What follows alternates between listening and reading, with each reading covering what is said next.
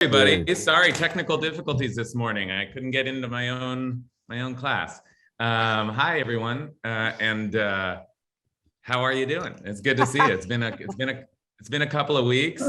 I feel it. Like I feel the absence in my life. You know, I enjoy vacation in almost every way, but I do miss the Parsha class. I do miss having this group of people to talk to every week, because I'm reading the Parsha every week and I'm thinking about things, and I don't have anyone to talk. You can't talk to someone at the park or at a bus stop about the Parsha. It's just not. It's not considered, normal conversation. So I come to you for that. I need you for that. So I'm really happy to be back. This is the magic hour as far as I'm concerned. Okay. Let's get right into it. We had some. We're late, so let's get right into it, and we'll say a blessing and then begin our Torah study today. So say just blessing over the study of Torah that ends La'asok b'divrei Torah.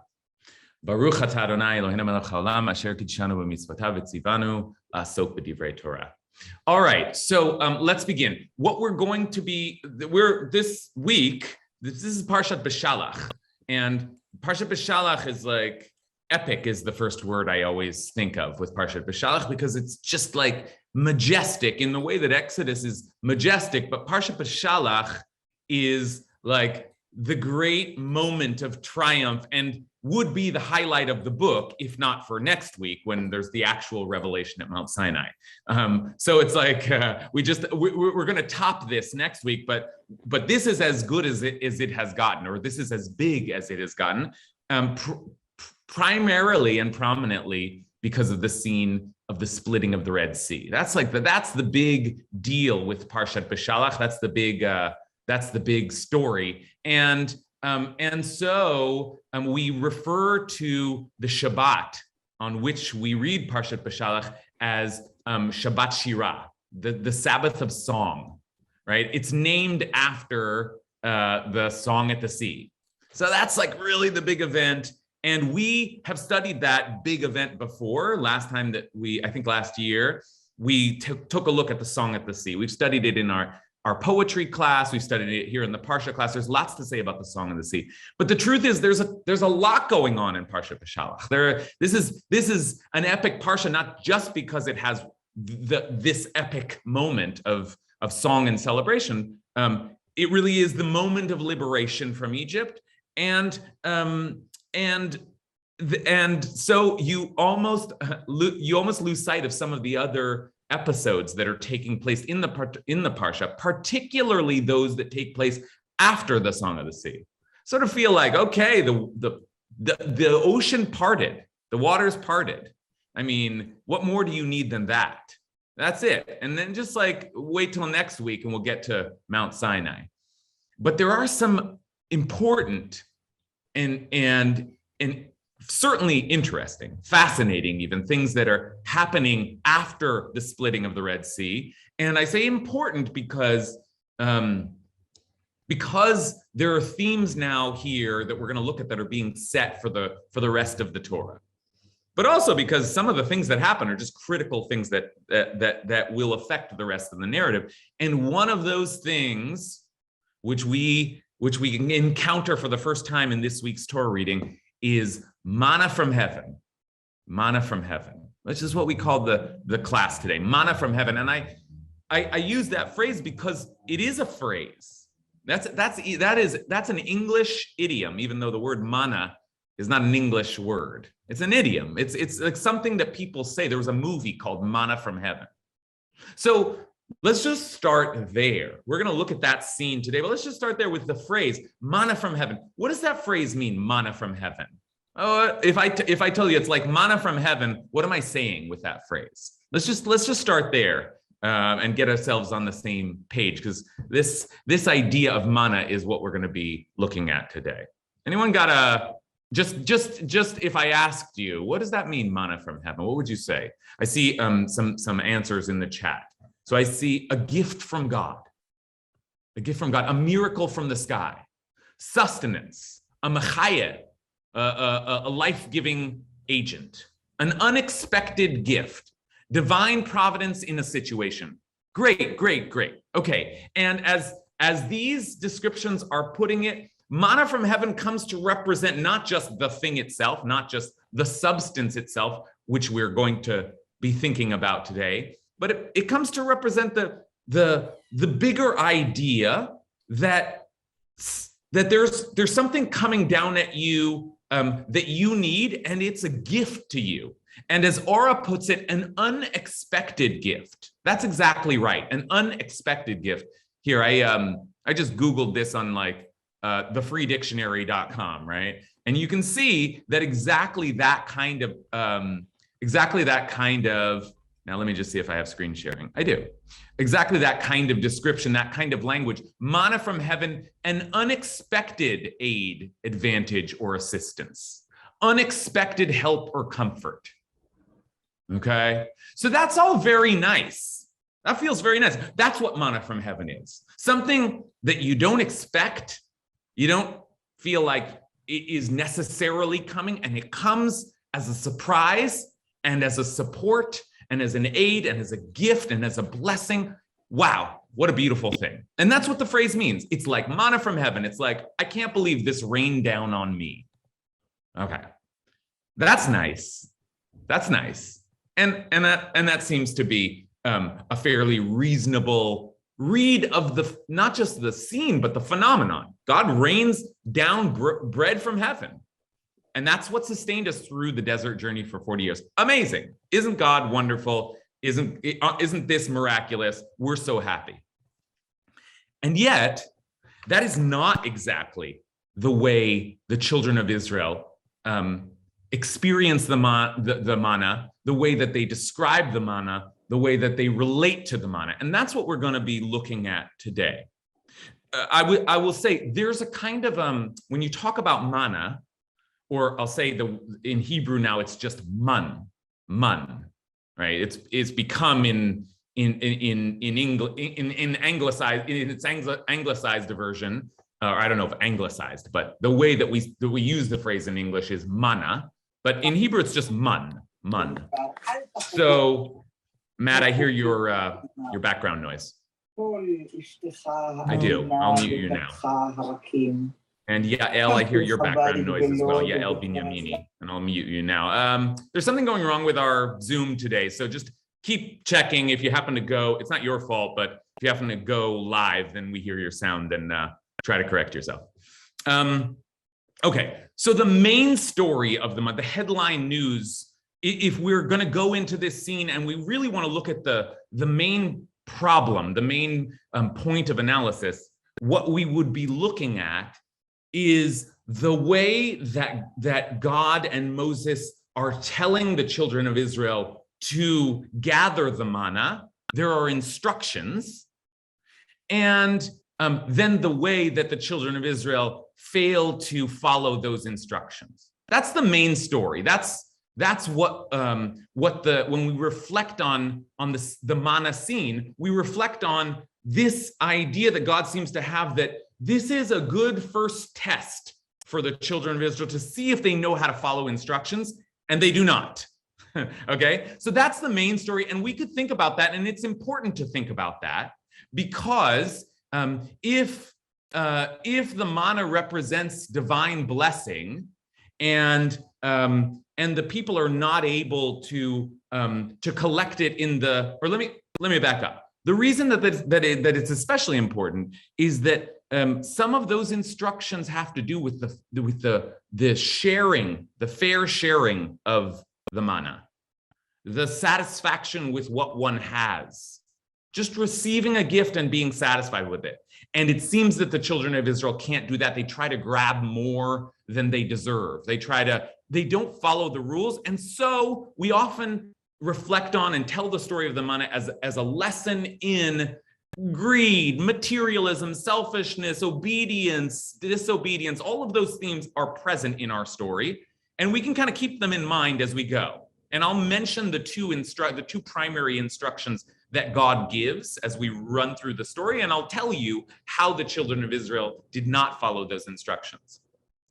So that's important context.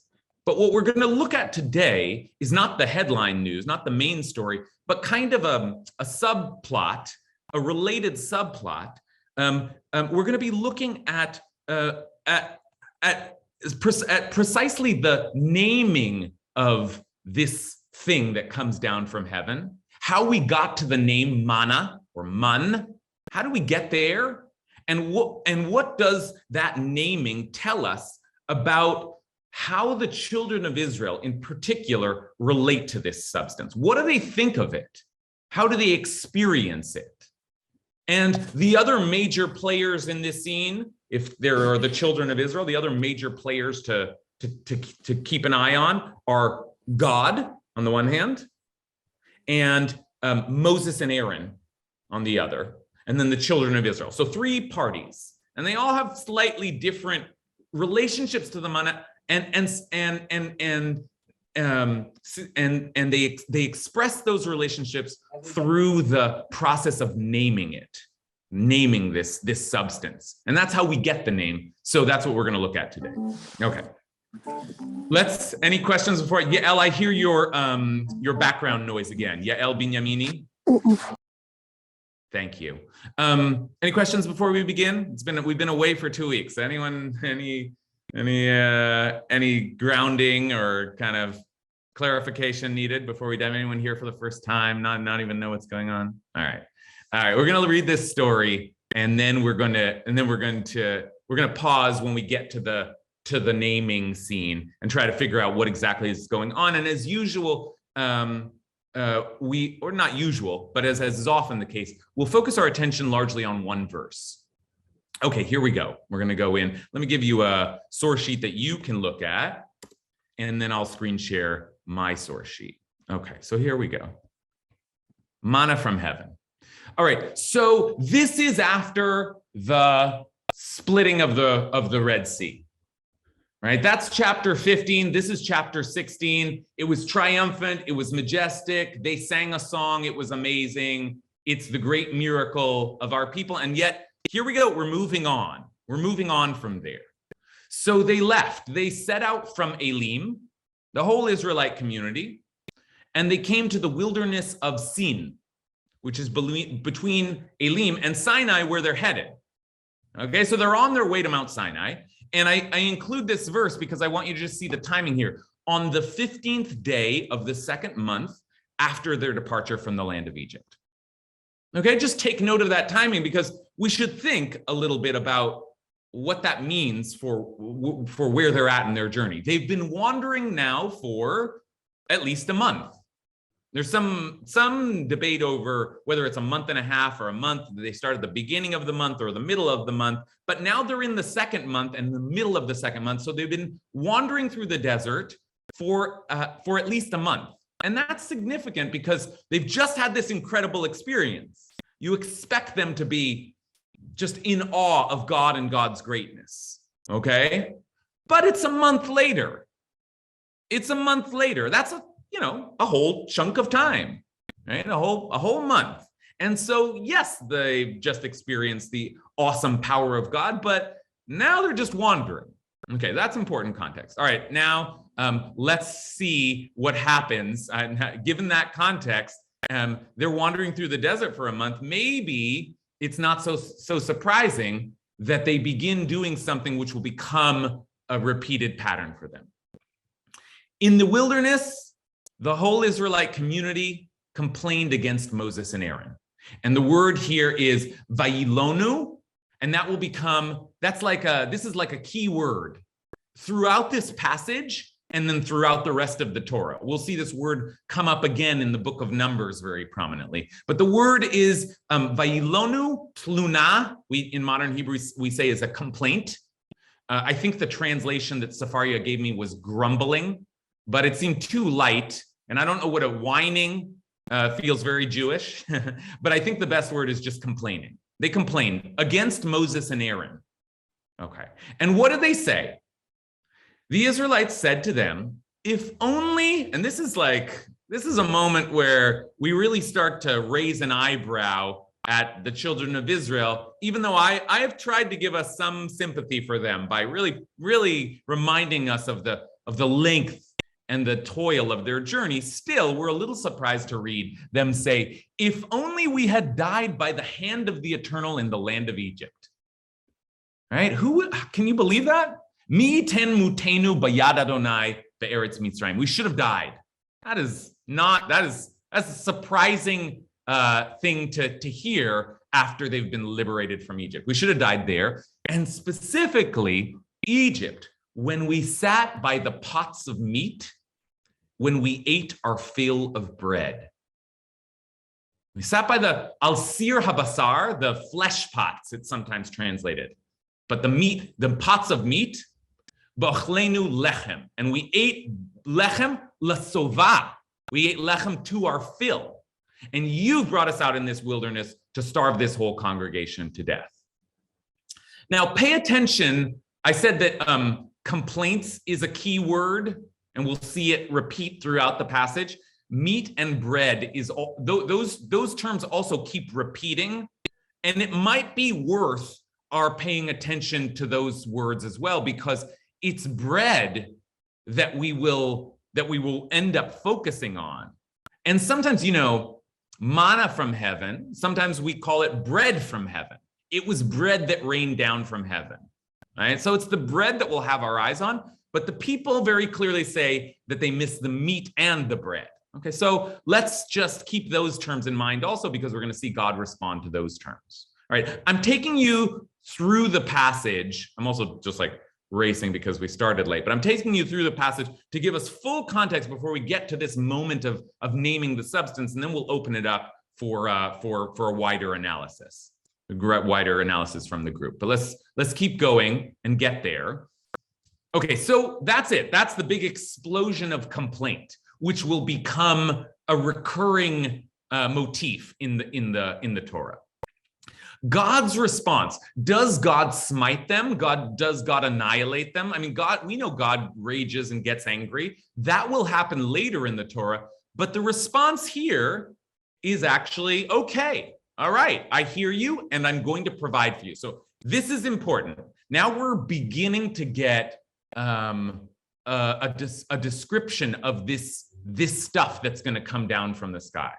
And indeed, the first thing that God calls it is bread.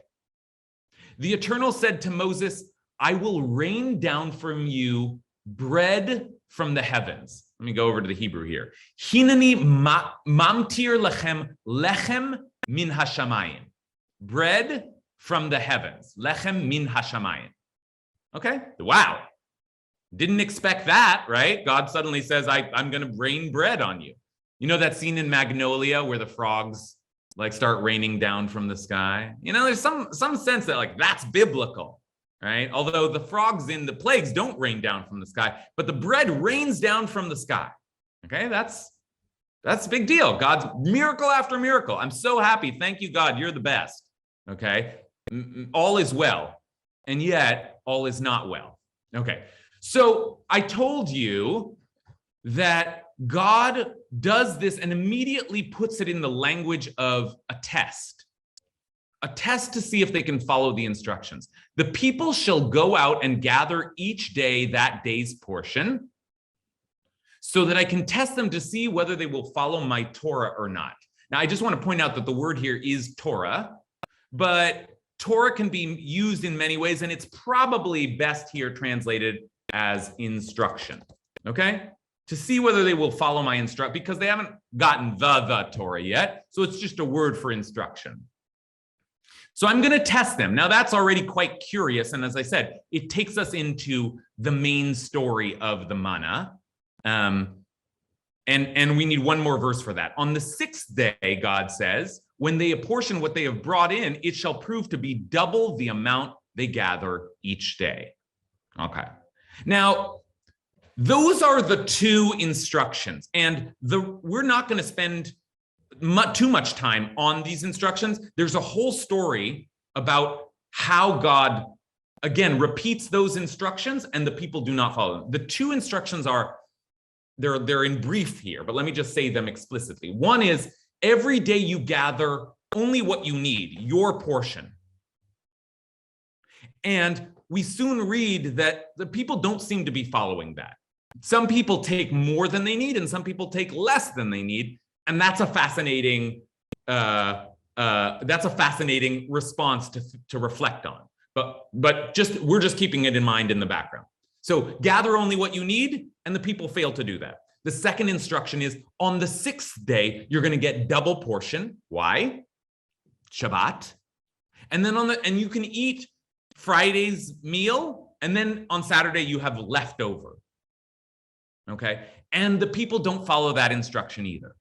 Some of the people go out and try to gather bread on Saturday, and there's no bread to be found. And God is furious. I gave you you had two jobs, right? You just had two jobs, two things that I asked you to do. One was to only take what you needed. You failed. And two was to take 2 portions on Friday and trust that you would have enough for Saturday, not to try to gather more for Saturday. And you failed. And here you can see how we could begin a kind of a discourse on greed and faith. Fine. It's in the background, but we're not going to have that discourse today. All right, now let's get to the naming. So there's a little more dialogue here, and this I don't think we need to read all the way through, but I'll mention that there is at least a kind of Moses and Aaron speak to the people, and they tell them what's going to happen. Oh, this is complaints, and I want to at least point out that Moses says, you came and you complained to us. Who are we that you should complain against us? It's God who is protecting you. Remember, in the beginning, they seemed to complain against Moses and Aaron, and Moses clarifies for them, we got nothing to do with this. We're just servants of God. We're just the messengers. Don't kill the messenger. Right? It's God who's going to give you the meat to eat and the bread, and God's heard your complaints, and this keeps going on. And God ends again by saying, by evening you shall eat meat, and in the morning you shall have your fill of bread, and you shall know that I, the Eternal, am your God. Okay, this is the last kind of expository thing. I know that there's a lot of setup here, but hopefully it'll help once we begin going deep into one verse. The sort of expository thing I want to say is, remember, there's meat and bread. They wanted meat and bread. They dreamed of meat and bread, and God says a number of times, you're going to have meat and bread. So if I'm like kind of vaguely remembering my Torah, and I know that bread comes down from the heavens, I'm thinking at this point, well, what do you mean? What meat? What meat? What meat are you talking about? And the answer to that is quail. The answer to that is quail, but it's interesting because the answer is there, but it's there very briefly. We leave quail almost immediately. We're not even clear on whether the people ate the quail. Now, again, in the book of Numbers, a lot of this will be echoed and reflected upon, and there'll be another scene with quail, just like there's another scene with manna. But the very fact that we know the phrase manna from heaven and not quail from heaven means that our focus is really going to be on the manna. So here you can see the quail appear briefly, but then they go away. And again, it's just information for you as you think about how to analyze this scene. But we'll soon leave the quail behind. Here they are. In the evening, Haslav, the quail, appeared and covered the camp. That's it. And then in the morning, and here's the manna, here it is. Now, I want to just, as we read this, just take note of how descriptive the Torah is. It's quite unusual and quite striking. It seems like every time this substance comes up, it's like Moses wants to just stop and really give us a sense. You know what this was like? It was like snow on the ground. Okay, 3 times Moses gives this very vivid description. So let's take a look at the kind of language that the Torah uses to describe the manna. Okay. In the morning, there was a layer of dew about the camp. Shichvat hatal sviv lamachane. When the layer of dew lifted, there, over the surface of the desert, lay a fine and flaky substance, as fine as frost on the ground. Kakfor al haaretz. Okay, that's the first description we had. A layer of dew lifted, and there was a fine, flaky substance on the ground. When the Israelites saw it, they said to one another, and this is it. This is our verse, okay? This is what we're going to be looking at today. When the Israelites saw it, they said to one another, Manhu. Here it is in the Hebrew. Manhu. For they did not know what it was. And Moses said to them, that is the bread which the Eternal has given you to eat. Okay. Now, let me just read that again and point out that I haven't translated this, and it's a little hard to translate. That's what we're going to spend our time doing. But they said to one another, Manhu, and Moses refers to it as the bread which the Eternal has given you to eat. Okay. Now, what is it called? Because it doesn't look like bread. It doesn't seem like bread. But that's what God's calling it. Bread from heaven, remember. But they said manhu. Now, you do need a little Hebrew here, but just a little, because that's the only phrase we're leaving untranslated, and we're leaving it untranslated in part because I don't know what it means. That's the strangeness of this verse. The people of Israel, the Israelites said, when they looked at the substance, they said manhu, which we could translate as, this is manna. Manhu. Okay, let's go back into the verse. And I hate to do this because this is going to jolt me up, but I want to just bold this so that we really see the phrase. I should have bolded this before, okay? Ooh, sorry. So many technical difficulties today. Manhu, that's what they said. Manhu, which could mean manna it is. But the explanation in the verse is they said that because they didn't know what it was. And the Hebrew for what it was is mahu. Mahu. Oops. Mahu. And then Moses says to them, oh, who, I keep saying who is like it or this. Hu halechem. This is the bread. Okay, so now we've got three sort of terms floating around. We've got the idea that they might have said, this is manna. This is manna. So it is manna. We've got God's description, which is this is bread, is what it is. And then we've got the Torah's own description, which is that they said manhu because they didn't know what it was. And what it was, what is it? The phrase in Hebrew for what is it is mahu. So, okay, I don't want to finish the thought. Now I want to open it up. What were they saying there in that moment? What is it? How do you understand the phrase manhu? This is man, because they didn't know what it was. Okay, I know that's a hard question because we're like deep in this Hebrew, and the whole point is we, even who are savvy in Hebrew, don't understand this phrase. But it's critical because obviously, as we've been saying all along, it is from this phrase that we get the name for the substance, manna, manhu. So maybe it means they said this is manna because they didn't know what it was. But what would that mean? They called it manna because they didn't know what it was? Or how do you read this? Okay, let's hear from some of our interpreters. Richard? I was going to say, it sounds like they're saying, we asked for meat and this is what we got. What is this? Good. Okay, so Richard gives us a translation and an interpretation. In other words, Richard is saying that what they must be saying is, what the heck is this stuff? And that's manhu means, what the heck is this stuff? And the Torah explains that they didn't know what it was, mahu. So that's just their way of saying, what is this? Now, it's a little strange that they used a different word. Now, does that mean that man and ma are to be understood in the same way here? That's a little, why would the Torah do that? But That is a good way to read the verse. They said, what is this? Because they didn't know what it was. And as Richard says, part of what they're saying is not just, I don't know what this is, but this isn't bread. It's definitely not meat. What the heck is this?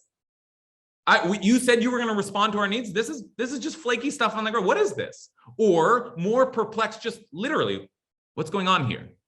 What is this? Noah, do you have a different reading? Yeah, more based on the description that was given, the flaky stuff on the ground.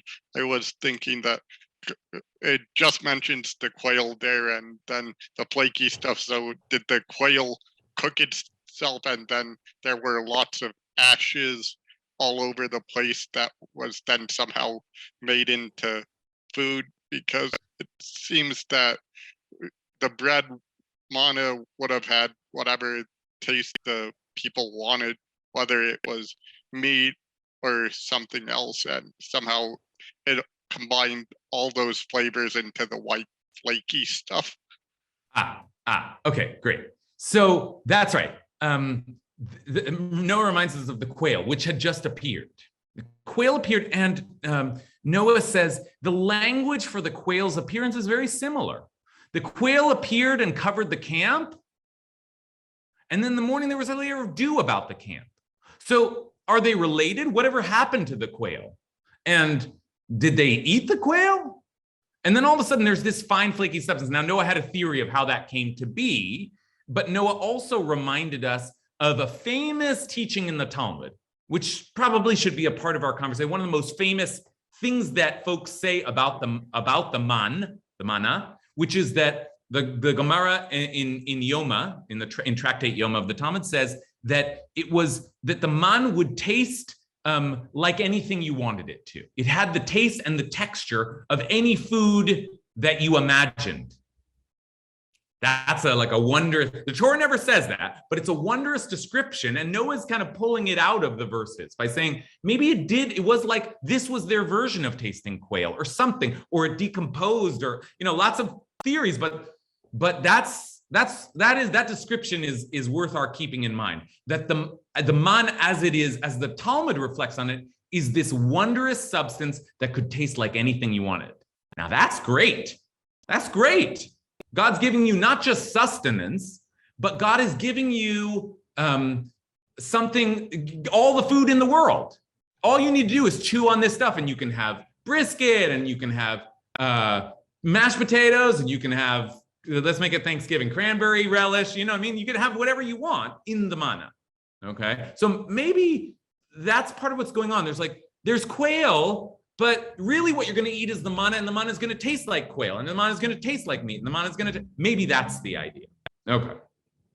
All right, let's continue to hear some interpretations, and then we'll press forward to see how it moves from a question, what is this, to a name. Okay, let's hear from Ben Poor first. Hello, loving the conversation. What I'm trying to, I feel like I've heard a teaching before that God can add, or there's something about Anochi Hashem or something, that a letter was added there and it sounded more Egyptian to Egyptian ears. So I wonder if I have no evidence that this could be a thing, but is the nun being added to Mahu, and would that change some? I'm rooting for you here. I'm like, woo, go Ben, because Ben is really on to something.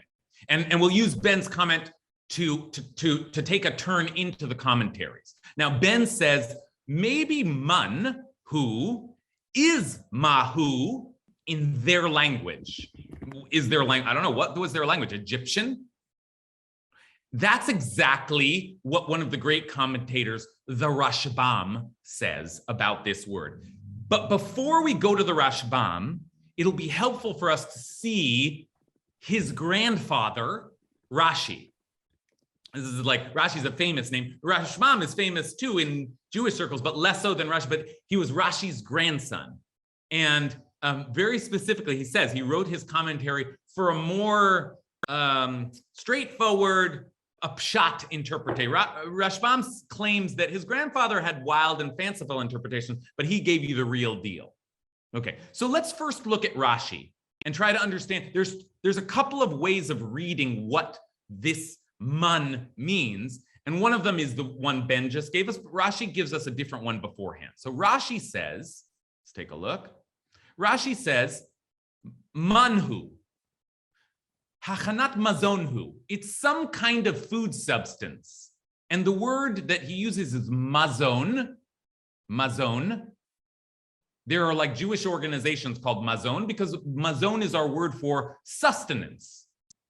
Sustenance or food, mazon. And maybe, here, I'll just show you. Maybe, I'm going to delete this. Oh, maybe it's just a shorthand for man, right? Maybe that's what Rashi's saying, is that this was their shorthand for food stuff. And he gives a proof text that it says in Daniel, and the king allotted vayiman, daily rations for them. So what is man? Man is the ration, the food stuff. In fact, I would kind of translate Rashi's, if Rashi was doing translation, I think I would translate it as stuff or food, whatever. It's just stuff, right? And then Rashi says, and they when the verse says, and they didn't know what it was, Rashi just says, yeah, they didn't have a name for it. They didn't know what it was so that they could call it by its name. They didn't have a name for it, so instead they just called it stuff. Oh, look at this stuff. Because they didn't know what it was. So you just said, it looks like food or something. Okay, that's one reading. But that would be a very strange understanding of the meaning of manna. Manna from heaven, stuff from heaven. Just some stuff, right? That's basically what Rashi's saying. Food, rations from heaven. You see how flat that all feels? Rations from heaven. Okay, so that's one reading. And now I hope you appreciate that we're in very weird territory. The manna, the great substance, and yet their first reaction is, what is this stuff? And the thing that Rashi says they say when they exclaim, what is this? That becomes its name.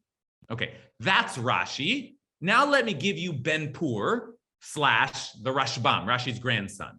Okay, Ben Pur says the following. Okay.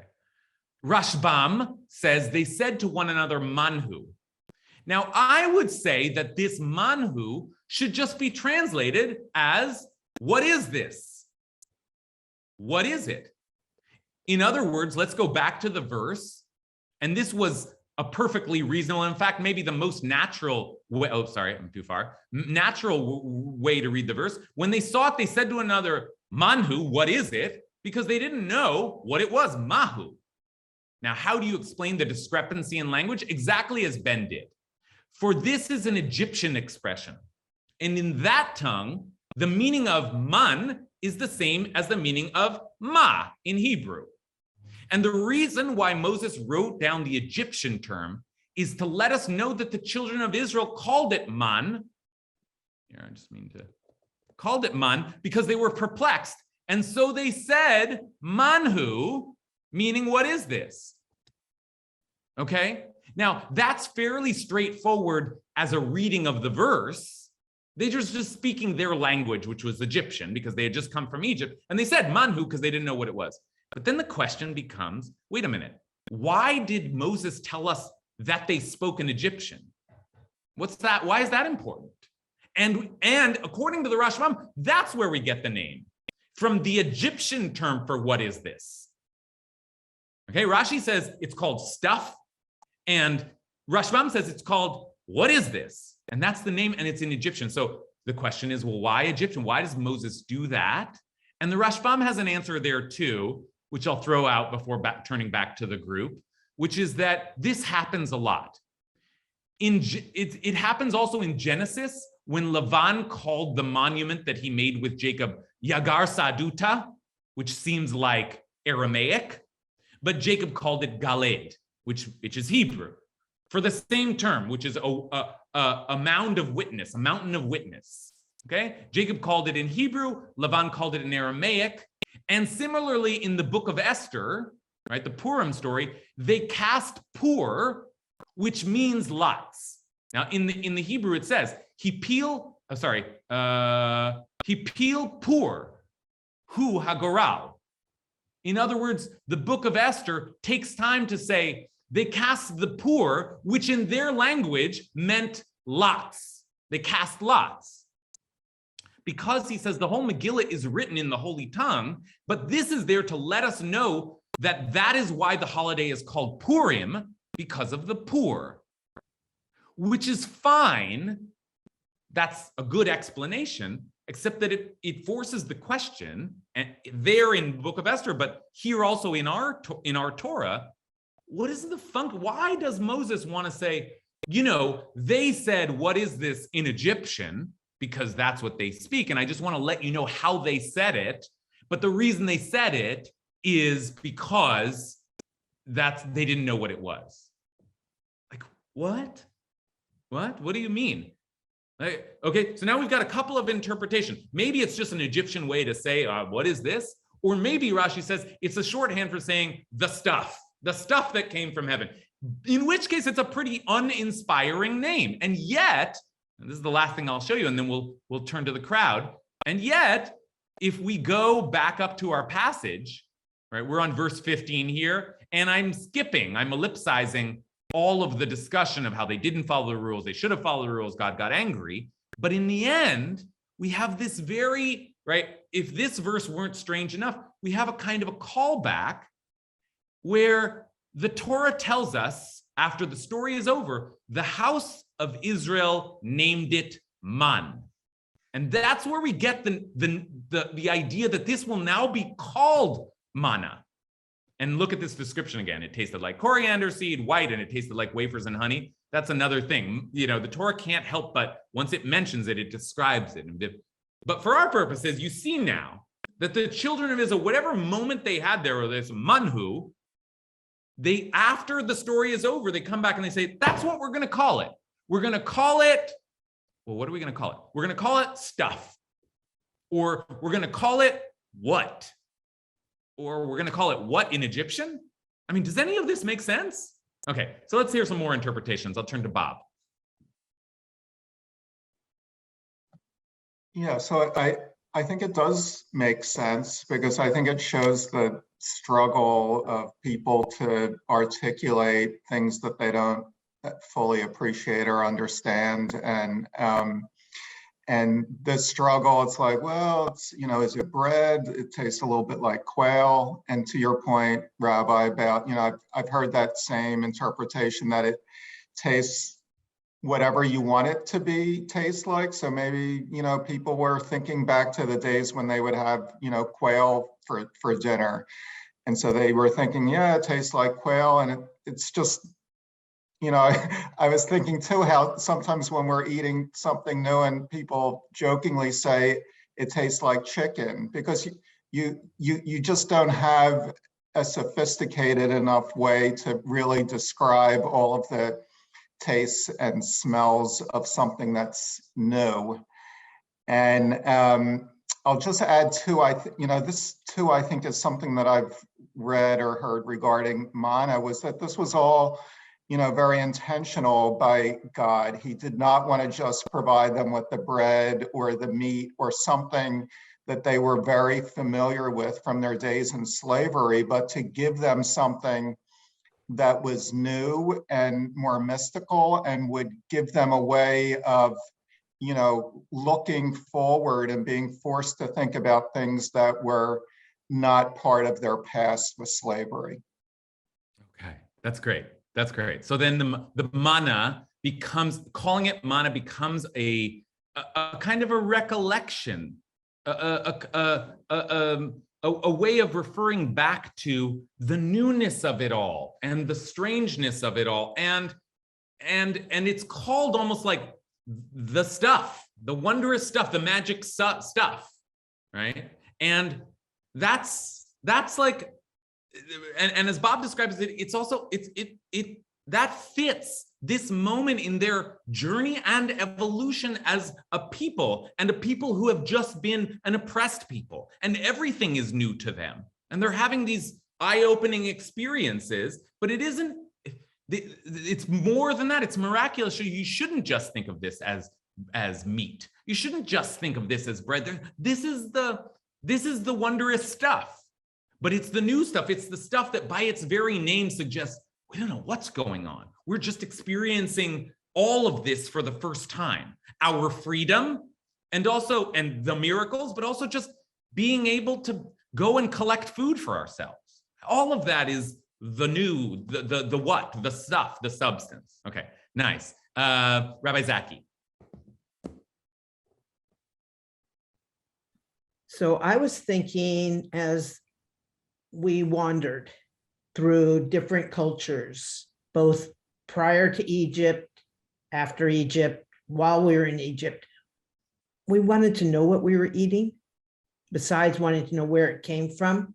So I see it as even a journey into the future, not knowing exactly what, eventually we got the rules to say what's okay to eat and what's not. But I think about myself when I'm traveling through other countries, I want to know what it is I'm going to eat.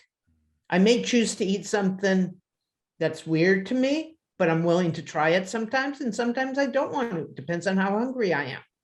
And now we see all these new products being made that's supposed to taste like meat or chicken, and it's made from product.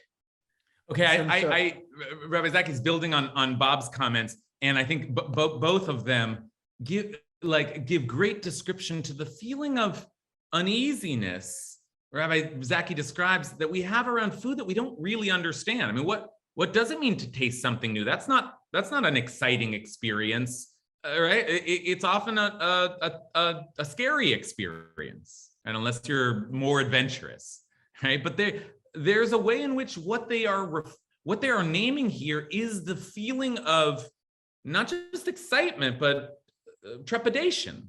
What is this stuff that we're eating? And do I trust it? Do I trust it? Is this going to work? It's flaky stuff on the ground. I mean, it is pretty weird. It's like lichen is what I would call it, not bread, but moss. All right. Let's keep going. Let's try to get as many comments in here as we can. Ariella? Well, to me, it's like this new stuff that they don't know, will it kill me? Won't it kill me? And just trusting that God is going to provide something that won't harm them. They have to trust that. Mm-hmm.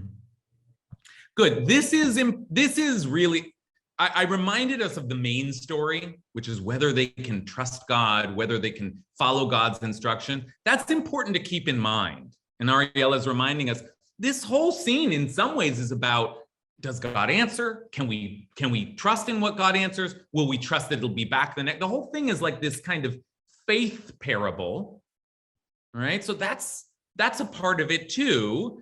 And so when they say, what is this? Or this is just stuff, there's something about that kind of casual, almost dismissive description that kind of suggests that maybe in the naming we see the way that they didn't say, oh my gosh, look at this wonderful stuff. They just said, look at this stuff. And there's a way in which that kicks up some of those, did they have faith questions? Joni? Thank you. For me, the quail is a reminder of the dove and the raven. And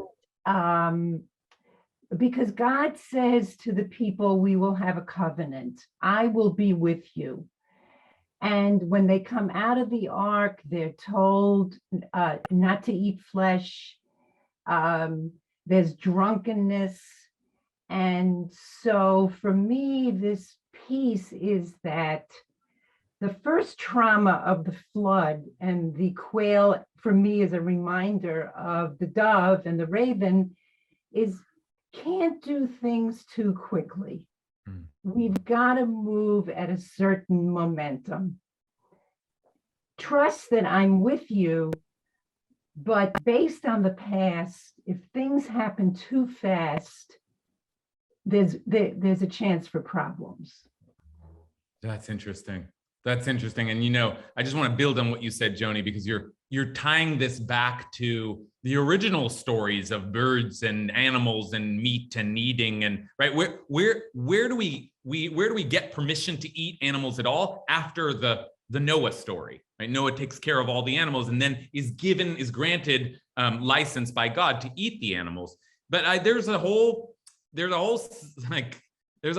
kind of sub conversation here about meat and the role of meat in the ancient Israelite kind of in this new civilization, and they kept asking for meat.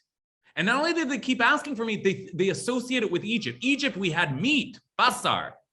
And maybe there's something here that is a kind of vegetarian principle. Like, okay, I know we want meat and bread, but I'm just going to rain down magic substance from the sky.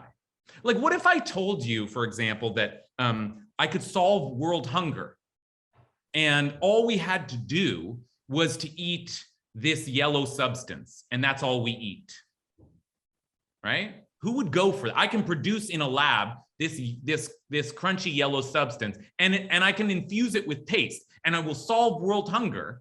And all we have to do is not eat food anymore. Like, on the one hand, I'm solving world hunger. I'm saving all the animals. On the other hand, wait a minute.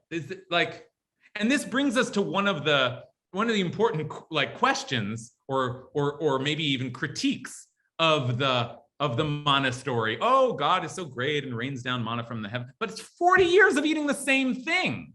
Now the rabbis tell us, well, it could taste like anything, but still, every day, same stuff. Every day, same stuff. Every day, same stuff. I mean, okay, I can get why the people are not as excited about it as God seems to be. Can I just show you for a minute how excited God is?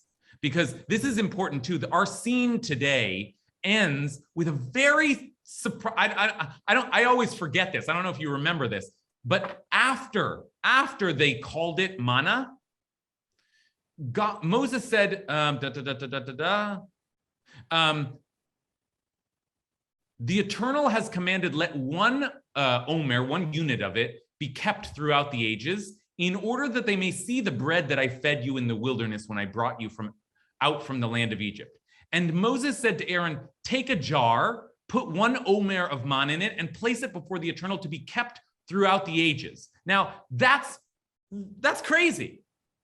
Like in the ark, there were the tablets of the covenant and a little jar of this stuff.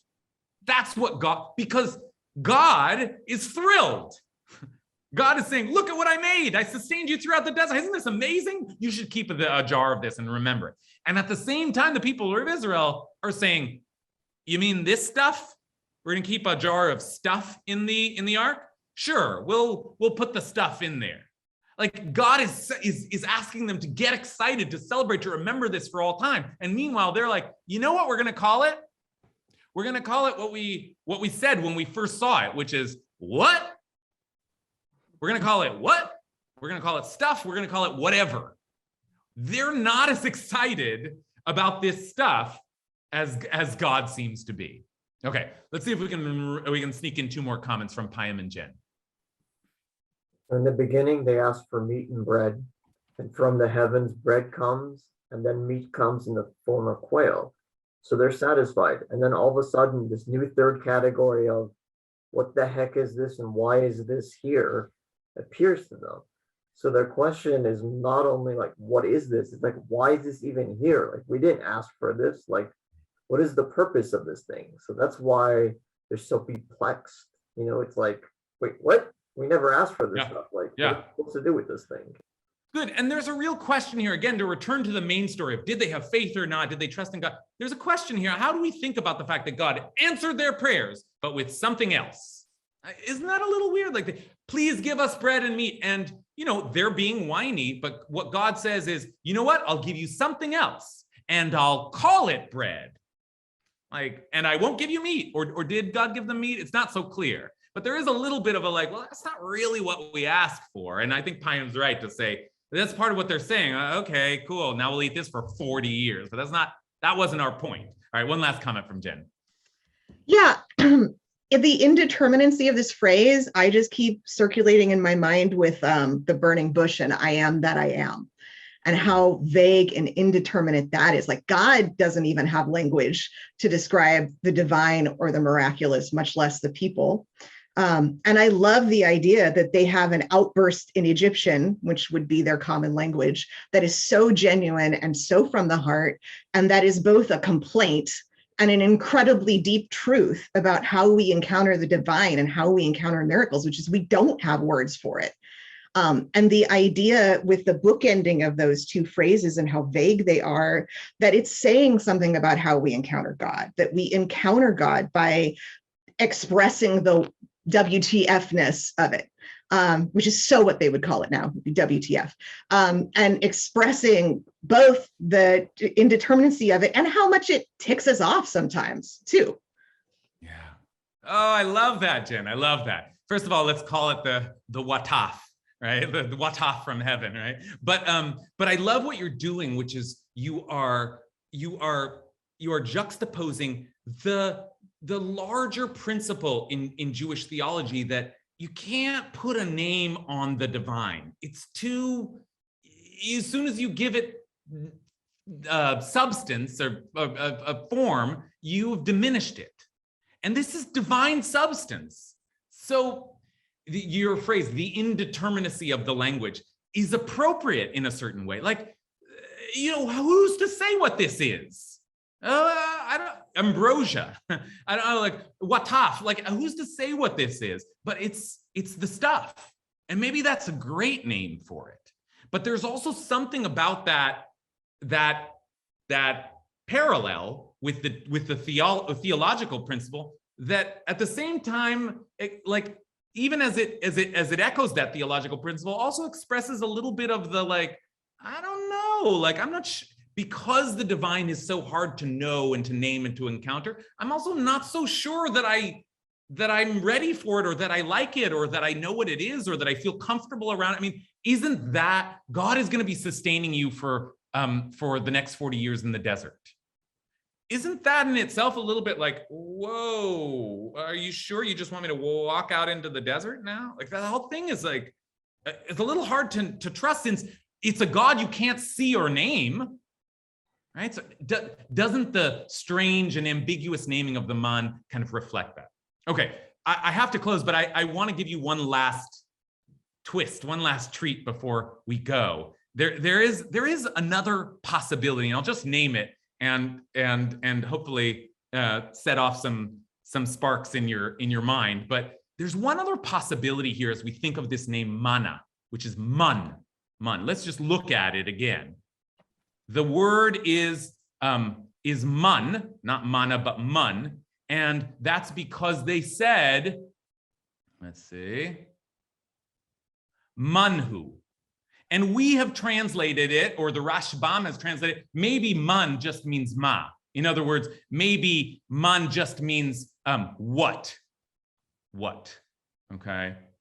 Maybe it means manna. Rashi had a different answer, which is that it means stuff. But this word, memnun, it is a word in Hebrew. It's usually vowelized differently, but it is a word in Hebrew. What does it mean? It means from, like hamotzi lechem min haaretz, from who brings forth bread from the earth. And you know where the last time we saw that word was? It was right up here, when God said, I was going to bring you down bread from min, the heavens. Same words there. Remember, the Torah scroll is not vowelized, so it appears in exactly the same way, min. And then they say mun, and their version of it is WTF. What is this? But now I don't know how to make sense of all this, but the word that they use and the word that Moses uses, right? If we imagine Moses writing just like the Rashbam said, oh, they were speaking Egyptian. Moses borrows this word mun, which also evokes the very word that God used to describe it, which is min, lechem min hashamayim, bread from the heavens. And that name expresses everything that God wants us to think about the manna, which is that it's from God. It comes down, it's a gift for us from the heaven. That's a perfect name from it. Min. It should have been called min, like bread from the heavens. But it wasn't. The people used the exact same letters. And Moses, who knows what Moses is up to? Moses records it this way with the exact same letters. The letters that could have been an acknowledgement of this unexpected divine blessing, but instead, with a slightly different vowelization, become a kind of exclamation of confusion and maybe disdain, right? So there's talk about the indeterminacy of the language. There's a lot of a little wordplay going on here between not just was it Egyptian, was it not, that they called it, and then the question that explains it, but also the way that word can mean lots of different things in lots of different languages, and even has a meaning in Hebrew that would have been the best name of all, right? So there's some gap there between what God wanted them to think of it as and what they actually called it, even though on some level they used the same word.